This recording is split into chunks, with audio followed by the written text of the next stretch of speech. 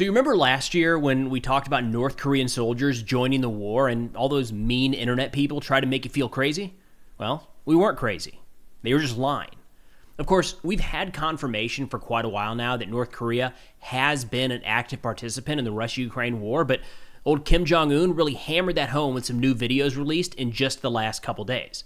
I mean, we've got a video montage of North Korean soldiers fighting in Kursk, some of their deceased being returned home in a Russian aircraft, and Kim Jong-un declaring some as heroes of the DPRK, which no doubt will help pave the way for future overseas deployments. So we've got a handful of the clips we're going to play in today's video. Linked in the description below will be a link to the overall videos released by North Korea in recent days. According to North Korean News, an outlet covering all things North Korea, they said, quote, North Korea released extensive combat footage documenting its troops' operation in Russia's war against Ukraine for the first time on Friday, providing a revealing look at the mortars, rockets, drones, and other weapons that they have been using in Kursk. The Korean Central Television, KCTV, aired a lengthy segment in the afternoon on DPRK servicemen deployed to Russia's Kursk region, showing them engaging opponents with weapons including North Korean anti-tank missiles and multiple launch rocket systems, or MLRS. They say the combat footage played on a large screen during a DPRK leadership concert held for North Korean commanders and soldiers who have returned from the battlefield, part of a series of events of the war that also honored 101 soldiers killed in action in Kursk. And more details and some pictures of that here in a moment. They say experts said much of the footage appears authentic and aligns with previous reports on the Korean People's Army's tactics in the war, while giving short shrift to cooperation with Russian forces. In the entirety of this 20-minute or so documentary, that it's in Korean for what it's worth, but it's still worth the watch. Very, very few pictures or videos with North Koreans alongside their Russian counterparts. This was almost exclusively focused on the Korean soldiers. They quote Shin Sung-ki, a senior analyst at the Korean Institute for Defense Analysis, said the biggest takeaways are that North Korea learned how to use and respond to drones, saying they've gained surveillance and reconnaissance abilities in a war setting, and on that basis learned how small tactical units can maneuver, respond, find the enemy, and destroy them. And a key note here is when generally our understanding of the North Korean troops deployed was a sort of special forces, and that term is best used to describe here soldiers with the most training and the best equipment from the North Korean military. This was not random people they plucked off the street, conscripted, and sent over to Russia that didn't want to fight. By all accounts, it does sound like these were, maybe volunteer is too much of a stretch, but professional soldiers at the very least. So these guys came into the fight with, at the very least, a base level of training. They have now picked up modern warfare tactics, bringing those back to North Korea. You better believe that right now they're implementing those lessons learned across the entirety of the North Korean military as best they can. They quote Nam Sung-wook, a professor at Sungmyung Women's University and a former head of the Institute for National Security Strategy, saying, quote, the focus was on encouraging those who came back from fighting. They will likely continue promoting these individuals as heroes through propaganda efforts, just stressing North Korea's need to justify troop deployments in the future. Quote, ultimately, they're focusing heavily on shaping public opinion, and that's why they're glorifying these people. We're going to hear more of that from the Russian side here in a minute, and there's been continual reports that what we're seeing in terms of the North Korean troop deployment to Russia is just the beginning. It's setting the stage for what could be a future pipeline of soldiers for Russia to utilize in this war.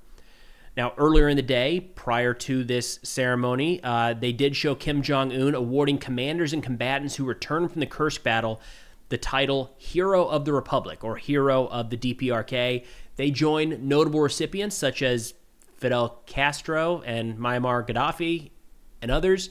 It's kind of a unique one here.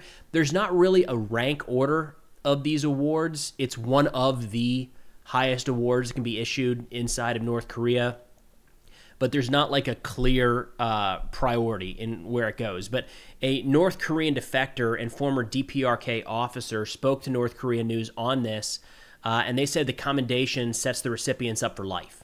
Like, this is, I would argue, if we're going to make a comparison, maybe like the Medal of Honor in the United States, where it goes above and beyond just a nice medal you get to wear on your uniform, but there's actual benefits to the recipient and their family going forward. They say, quote, "To put it simply, someone with that title gets everything that North Korea has to offer. It helps with promotions, and economically, regardless of your rank, the state takes full responsibility for your well-being." And something to note when we're looking at these pictures in the video of this ceremony was there's 101 pictures, 100 or 101 pictures on the wall. That should not be viewed as the total number of fallen North Koreans in this conflict. The casualty figures are still a bit murky. Everything that has generally been agreed upon puts that north of 1,000, somewhere between maybe 1,500 and 6,000 on the high end, out of 15,000 total that are believed to have deployed. 6,000 is the total killed and seriously wounded or captured. A couple captured, I still believe, are in Ukrainian captivity. The pictures on the walls in this particular case are the ones that have been killed that are also receiving this hero of the DPRK. So it's a small segment of the overall casualties in this conflict, at least from the North Korean side. Now, a quick update on a fundraiser we got running right now for the Azov International Battalion. These guys, we're helping them pick up thermals, night vision devices, drones, commo equipment, and more. You all are incredible. We're about to hit this goal. We're at 89,000 as I record this video, and I feel like we're probably going to hit the 100,000 mark in the next couple days at the rate we're going. Now, the guys of Azov put together some rewards for some of the top donors here. Top 2 donors get a piece of a Shahed drone that was shot down over Ukraine, which is unique. Who doesn't need one of those, right? Think of the conversation piece, the conversation that would spark sitting on your mantle.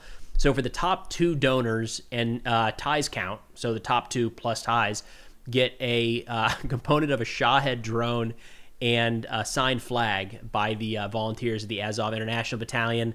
We've also got, for $2,000 and up, a plaque from Azov International, and then $500 and up, a patch from Vegas of Different Breed TV. I'm sure a lot of you follow his channel here. Link to contribute if interested and able is in the description below. Everybody's grandfathered in, so if you gave $500 or $2,000 last week, you're still going to get those prizes. They're going to reach out after this is all wrapped up. I should mention, as a part of this fundraiser, we've had access to a bunch of awesome interviews. So we have another one. I think the third one came out earlier today with a couple of the drone pilots.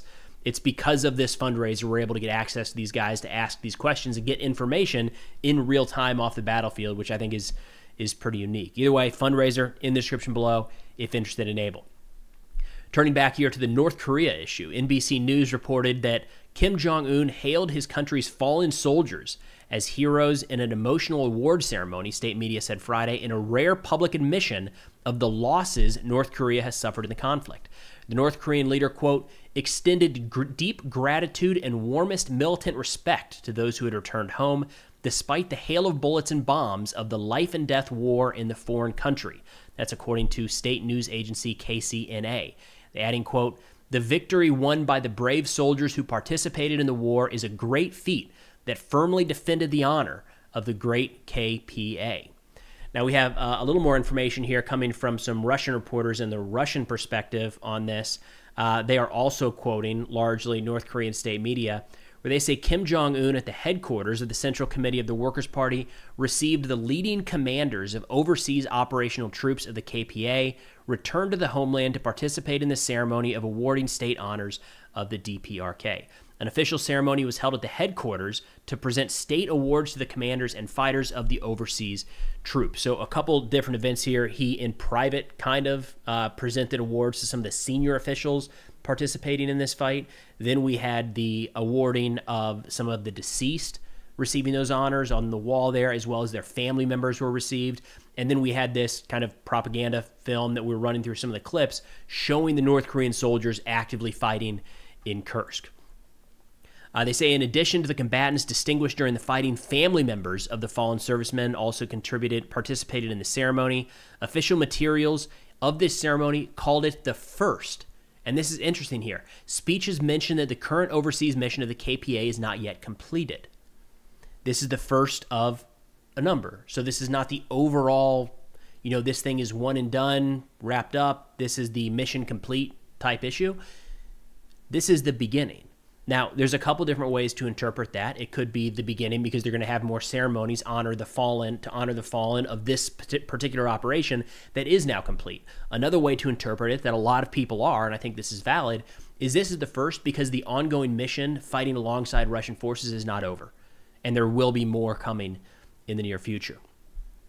In fact, turning to some Russian sources here, Russian President Vladimir Putin, in a letter published by North Korean state media, said, quote, "The bonds of militant friendship, goodwill, and mutual aid, which were consolidated in the days of the war long ago, remain solid and reliable even today." And Russian mill blogger War Gonzo commented on this, saying, quote, "In a solemn address, Kim Jong-un noted the great feats and mass heroism demonstrated by the heroic Korean People's Army, whose actions attracted the close attention of the whole world. It is worth noting that the military mission of our allies does not end here. According to official statements from Pyongyang and testimonies from our military, 6,000 Korean soldiers have already arrived in Kursk region to participate in demining and infrastructure restoration work. And according to enemy intelligence reports, the DPRK is preparing to send a tank unit to participate in the battles." You know, this was a major step in this conflict, and the fact that it's being underreported or kind of glossed over at this point, I think is really significant. To me, I've said this before, if this war continues to spiral into something larger, I think the involvement of North Korean troops, open involvement of another country fighting under their flag in this war, will be viewed as a turning point. That's going to be the time we look back and say that is when this became a global war, rather than a conflict between Russia and Ukraine, or even a world war if we continue to head that direction. We have a lot of volunteers. There are a lot of volunteers fighting for Russia. There are a lot of volunteers fighting for Ukraine from around the world. In both of those cases, they are fighting under the flag of Russia or Ukraine. They are joining Russian units. They are joining Ukrainian units. Their chain of command ends at the head of that country. In this case, we had North Korean soldiers, not individual volunteers, uniformed North Korean soldiers show up, fight under the Russian military while wearing their patches for the North Korean army. And then when they return home, they are given awards from the North Korean military and laid to rest as North Korean soldiers. That's a significant shift that is not getting the attention it should. But as we sit here today at the end of August 2025, at the very least, it is publicly recognized that this definitely took place. So either way, some interesting new footage here from North Korea, once again confirming the presence of their soldiers in the Kursk region, despite what all of those internet naysayers were throwing out there about a year ago. Again, if interested in this full video, I'll link that in the description below, as well as our ongoing fundraiser with Azov International. That's all we got for now. Thanks for watching, and I'll see y'all next time.